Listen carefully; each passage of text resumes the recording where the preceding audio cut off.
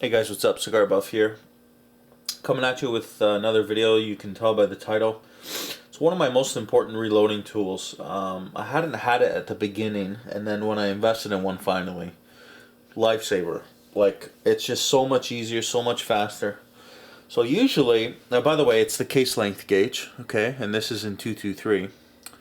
So usually, you know, you look at something like this, you're like, oh, big deal, what does that do? Well, usually once you resize, after you resize, you need to see, excuse me, I'm making this video kind of late, but you need to see whether or not it's stretched and over SAMI length, which is your maximum value for length for your case. So usually you'd break out the calipers like I do, measure every one. Well, it can be lengthy, it can be, you know, a process. At the same time, you do not know by just doing that if it's resized properly. Sometimes your die can get out of whack, you know, it can come loose, who knows. So this does all of that for you in one step. This is the Lyman. Now I'm going to show you, as you can see, I have 4 cases here.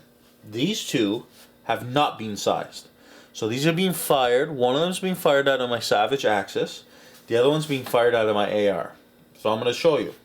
Basically, you're just going to put the case in. If it sits flush, you know it's sized properly. And then on the other side, if it exceeds this length here, and I'll show you a close-up, if it exceeds that length, it's too long and needs to be trimmed. So, watch what happens, guys. A lot of you reloaders, a lot of you guys know stuff going on about how they fire formed chambers and stuff. We'll know what's going to happen here, but watch this. See that? It didn't fit. And that's because it's fire formed to the gun it was in. So, and guys, you know, it's in there. So, that's the one from the AR. Now we're gonna put in the one from the Savage Axis. Same. This one's seated a little bit farther down, but you see what I mean? Now what we're gonna do is we're gonna grab one that's been sized. Hasn't been trimmed yet, but once that has been sized, and watch this. See that? Slipped right in. Look at that. It's perfect. Now, on the other side, you'll see, and this might be difficult for me to show you, but I'm going to try my best.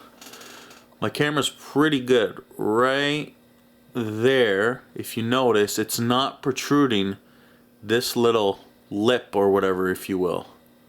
I'll show you the difference between one that's being sized and needs to be trimmed. This one obviously doesn't need to be trimmed. This one does. I already know, I measured it. So once again, it's going to fall in perfect. So, you know, whatever. But if you notice here, now we're talking a couple thousands, guys, but still, you see it protruding? It's too long. Way too long. So there you go, guys. This is short and sweet. So if you have a whole bunch of them, let's say, you know, this is only 5, but I mean, if you have a whole bunch of them, first you're going to check, okay, cool, fits there. Oh, that one's too long. Goes in that pile. Here, too long. That pile. Here, good. That pile. And guys, it's that easy. That pile. That's good. That one hasn't stretched far enough, and that one's long. Boom. That's it. I don't have to get the caliper, readjust. Well, oh no, 1.7, blah, blah. Okay, throw it in that pile. This is going to be fast. And then I'll know if ones I missed resizing, because it'll do that. And basically it just won't fit in the gauge. Come across another one, oh, okay, cool. Oh, no, that's no good either. So, that's it, guys. I'm telling you, it's for the 25 bucks, whatever it is. This one I bought off of Amazon for 25 bucks Canadian, which is like $4.80 American. You can go buy it, and it'll save you so much time, guys.